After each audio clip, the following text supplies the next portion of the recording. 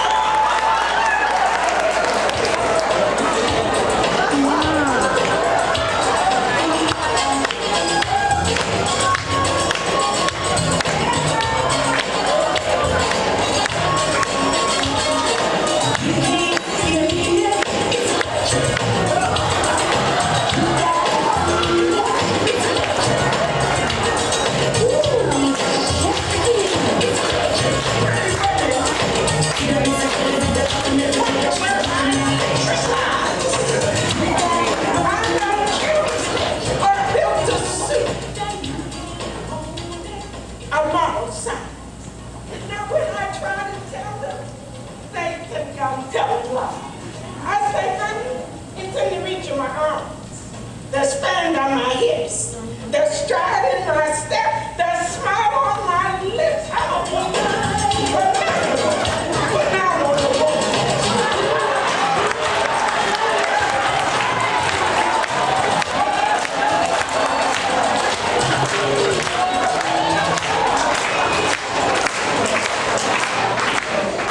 Now, when I come into a room as cool as you please, the man, oh honey, they just stand up or fall down on me. They swung around me like a house of honey.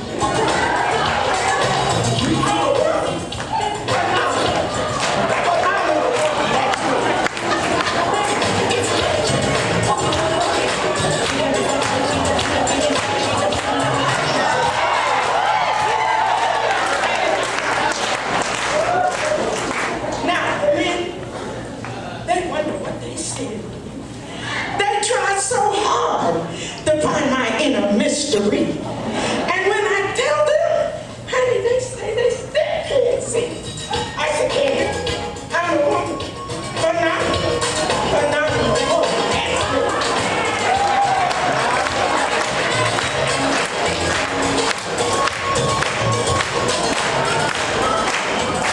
Now you see, while my husband found, I don't need to jump, holler, or talk. When you see me coming, you ought to feel real proud. I'm doing it now. Jump. Phenomenal woman.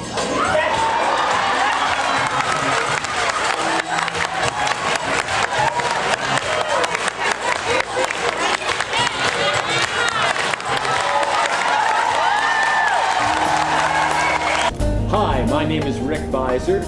And I'm Betty Montgomery Williams, and welcome to Top of the Morning. We're right here at the Top of the World Trade Center, right here in downtown Baltimore. And today we have a wonderful, wonderful guest for all of you people right here today. And our guest today is Verna Day Jones. Correct. I got it. It's a privilege and a pleasure to meet you, ma'am. Well, thank you. You know, It really, really is.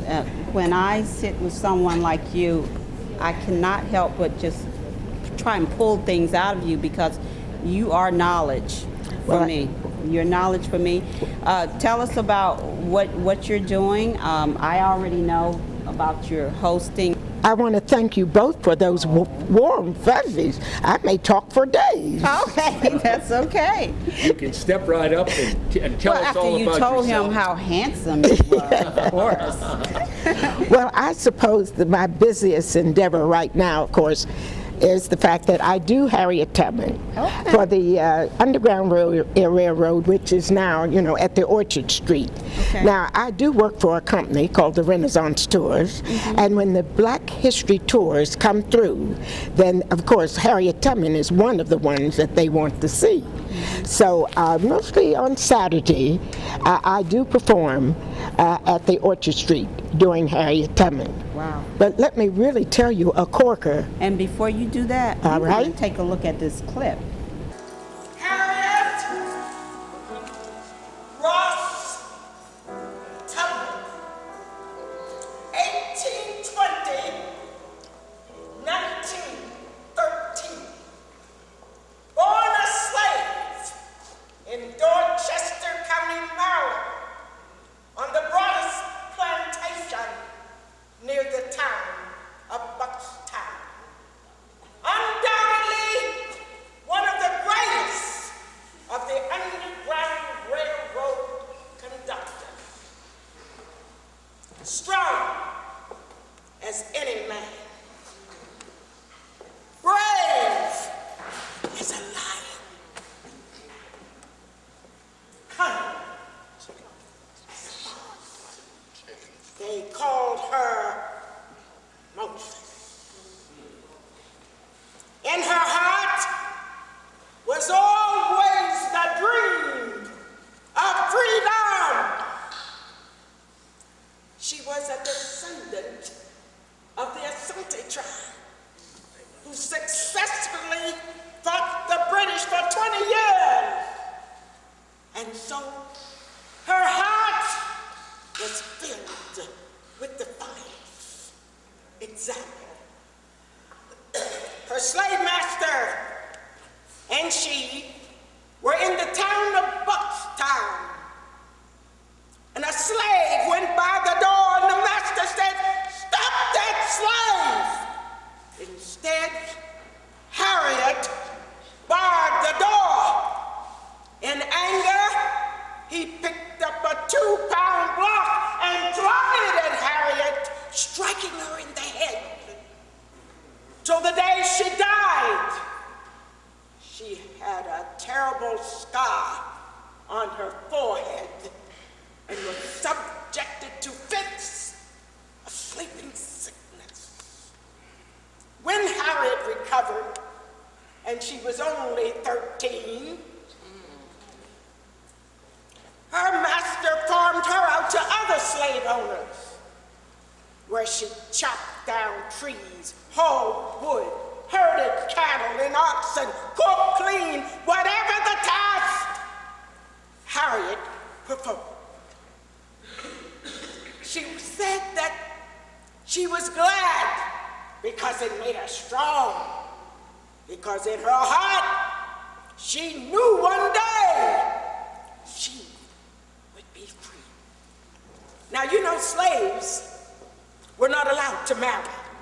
However, a free man, John Tubman, saw Harriet and asked permission to marry her. Permission granted. Soon after that, the master died, and rumor had it that the widow was going to sell all of the slaves for financial reasons. And Harriet knew then, my time has come. She asked her husband, did he want to go with her? And he laughed and he scoffed. And she said to him, there are two things I have a right to. One is freedom, and the other is death.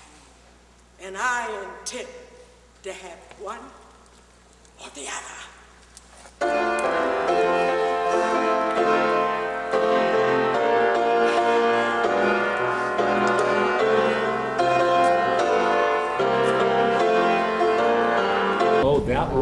That was fantastic. nice. Oh, Well, let me tell you a corker. As you know, I'm 82. And in life, there's always someone who tries to tell you what to do, when to do it, and how to do it. And the secret, I suppose, of my success is that at 82, I still don't listen to people. So I am in a play. Well, I know I'll be in it this weekend, and perhaps next week a couple of performances too. But it's at the Arena Playhouse, and it is called The Lottery Ticket. But amazingly enough, this play has taught me something about doing what you love and want to do and just want to die with your boots on. Oh, wow. And yet that cannot happen, because there comes a time when you have to look at yourself and say, you know, Verna, I know you love acting, but it's time for you to hang up the script. And would you believe that's the corker that I finally have convinced myself that, seriously, it is time for me to get involved in some other endeavors. Seriously, I'm having a difficult time with the play. I'm getting through it, of course, but it's quite an experience. But when I took the part, let's face it, it was acting, and I was so sure I'd be my sensational self. Somehow I think you already have that. I just have that feeling. Do you? But tell us, continue, please. Yes, but now there are other options, you see. For one thing, I've been sitting on a book for at least 5 years. Okay, it's called Life. Life. It's enough to jar your mother's preserves. Oh, wow. And in my 82 years, it has definitely been jarred. So I think for my family's sake, and I'm hoping you agree, I really need to give up some of these other things I'm doing for everybody else and concentrate on the book, because that could be a tangible item that I could leave for my family, because there certainly isn't any money. So how far are you through? Well, believe it or not, I'm halfway through. But let me tell you something funny. When I started that book 5 years ago, my God, my life at that time was really enough to jar your mother's preserves, because I started with when I first came to Baltimore in 43. But since then, I'm serious, the last 25 years of my life have brought so many other things. I'm wondering, should I shuffle that first part and start anew with what is happening to me? Because believe me, there have been many an item, thing, whatever you want to call it, that has happened to me in my later life. Wow. That I think is readable too. Well, tell us about some of those wonderful things you're doing. Well, I don't know how wonderful they are, Richard, but what I'm saying, in the last 25 years, I've had some really horror stories that I could tell, but I've also had some very positive things that came as such a surprise to me. One, and I can't tell you exactly how many years ago it was, but a woman named Marvine, who was on the staff at Towson, she wrote a book called 16 Women Who Have Changed Baltimore's Arts.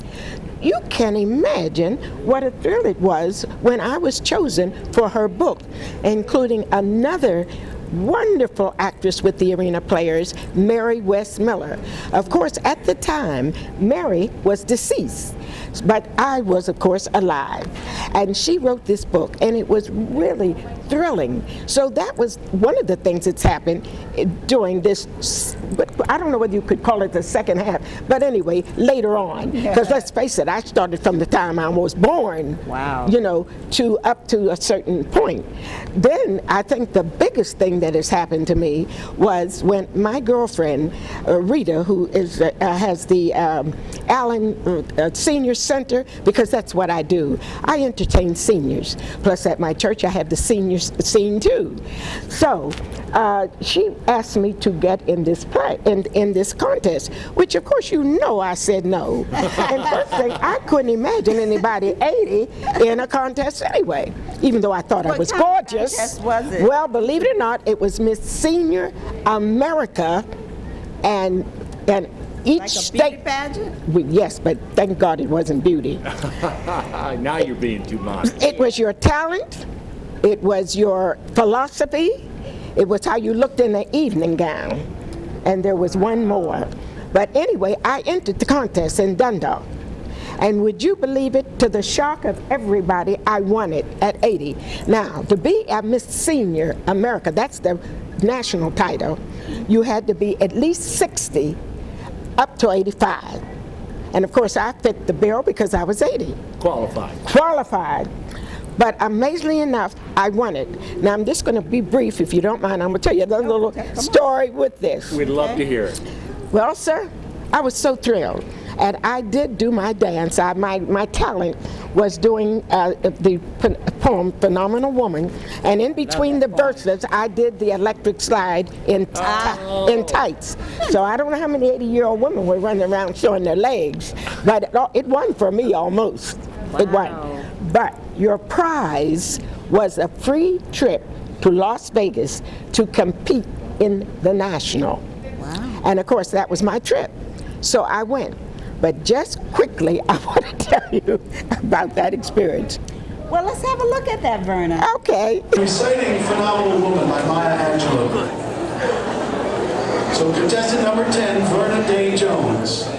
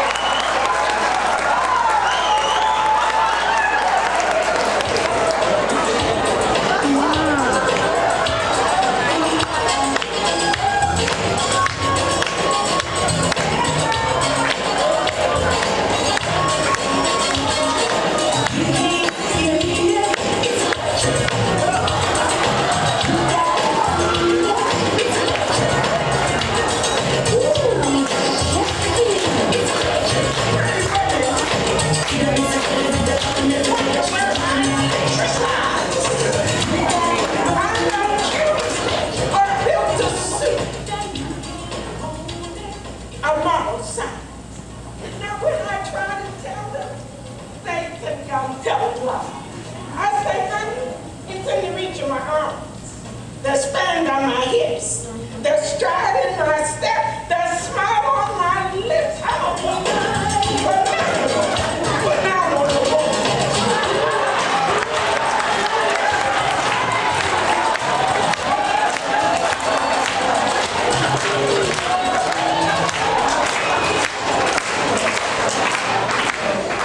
Now, when I come into a room as cool as you please, the man, oh honey, they just stand up or fall down on me. They throw around me like a house of honey.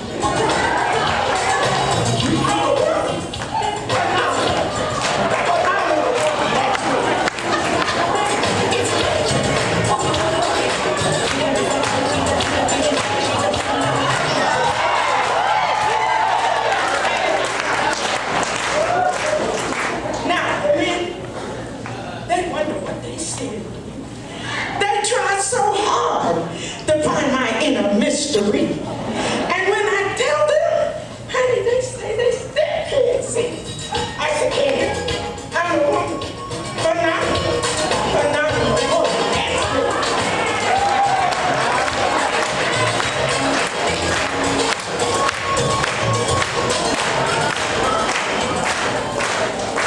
Now you see, while my hands are bound, I don't need to jump, holler, or talk. When you see me coming, you ought to feel real proud. I'm going to die. Jump. Phenomenal woman.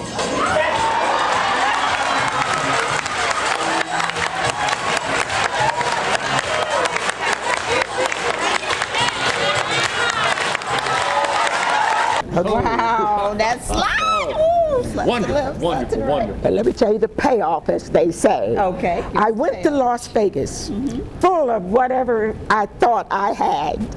And in Dundalk, I competed against 16 women. In Las Vegas, my darlings, I competed against 30 of the most gorgeous women I've ever seen in my life. For instance, I only do the electric slide for fun, different organizations and etc. But honey, out there, the competition was absolutely phenomenal. Those women who played the piano, honey, their mamas had them at the piano at 3 years old. The women who sang opera, they had been singing since they were 5. Wow. And you should have seen the legs. These women were supposed to be 60. Their legs started where my head began. I'm talking about, They were tall. they were gorgeous. And here comes Verna and some others, 25 others. It was really no contest. No, but the thrill, oh, I'm not knocking it, my dear. The thrill at my age of going to Las Vegas to compete in anything. But I can truly say I never got to see Las Vegas, because from the day we got there that Monday, it was rehearse. Wow. So I really never, we had to rehearse all the time, for the big event. But regardless, it was an experience that I'll never forget. And of course, I'll write it in the book. But I'm just saying, there are many other things, that have occurred to me, the different things that I do in these last 25 years that, the first years were really heartbreaking of my life, up to a certain point. Hold that thought, Verna. Sure. And we'll take a break.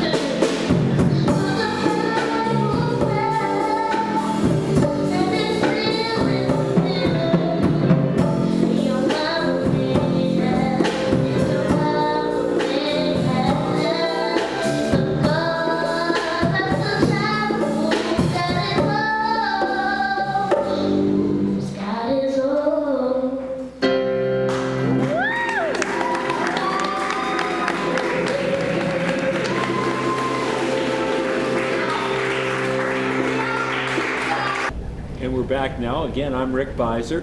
And I'm Betty Montgomery Williams. And our guest today is Verna Day Jones.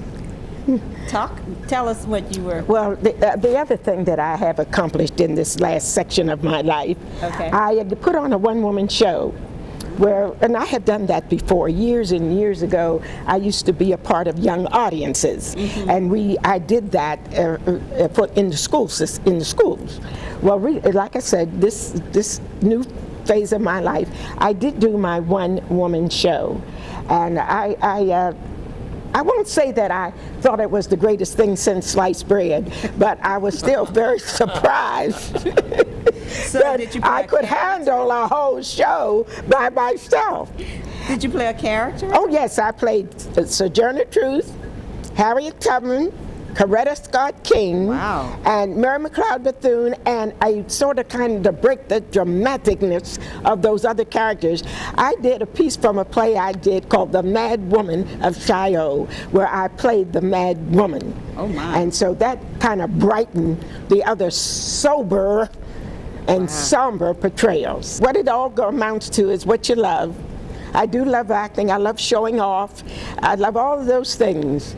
And to say, I'm now going on 83, and I must admit that I definitely plan to slow down a bit. I hope it doesn't happen too soon, because your energy, No, she has some energy, doesn't she? your excitement, your enthusiasm is infectious, and I know that all of Baltimore just loves you just as we do, and we're so happy that I'm you could happy come and for join you. us today. Well, thank you so much, and it's been my pleasure to be on your program. Will you come back and join us? Oh my goodness, honey, all I need is an invitation. You got a standing one. Verna, there's no doubt about that. Anytime you come down here and tell us all these wonderful, exciting things, but you have to promise Betty and me one thing, What's that? and that is that you never, ever stop and ever, ever slow down. You're wonderful. Right, you Please keep join going. us. Thank you. Keep going. And the next time you come here and say he's handsome, you got to say something about me too. Well, I can say it right now. My Betty, you're attractive. Aw, thank you. Look, it was good to meet you. And thank you God so bless much. you. Thank you. Again, wonderful to meet you. Come back and see us anytime now, for sure. It's a date. All right. Thank you for joining Top of the Morning. And thank you for joining Top of the Morning here at the top of the world, right here in downtown Baltimore. I'm Betty Montgomery Williams. And I'm Rick Beiser. Bye. Bye-bye. Do I walk off now or do I say something? What?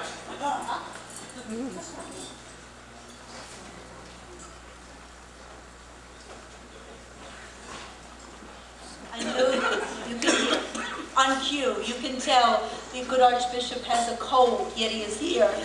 So we'll make it brief. I feel sorry for me.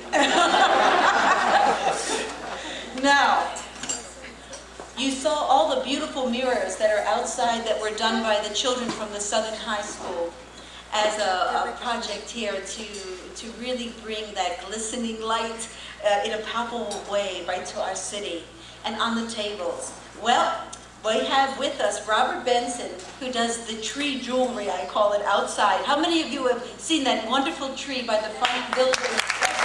No, if your finger ever swells, or we wanted you to marry yourself to us, and this is Bob Benson's version of a bishop's ring.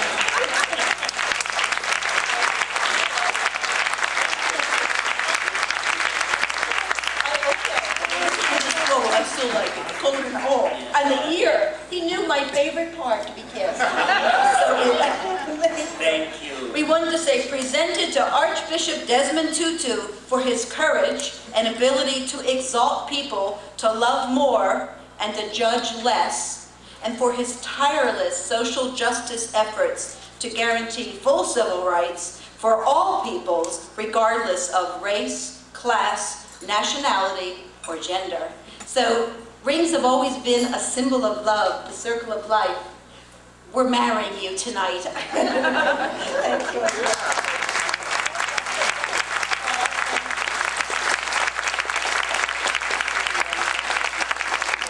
Just one more special gift, because I know you really wanted this one. A while ago, actually this morning, I got a call from Taylor Branch, and he said, you know, one of my prized possessions in the whole world is a little bit of an article from the London Times which said, it asked all sorts of famous people, what would be the one book, if you were stranded on a desert island, that you would take with yourself, by yourself? And they asked this of the good Archbishop, and he replied, Parting the Waters.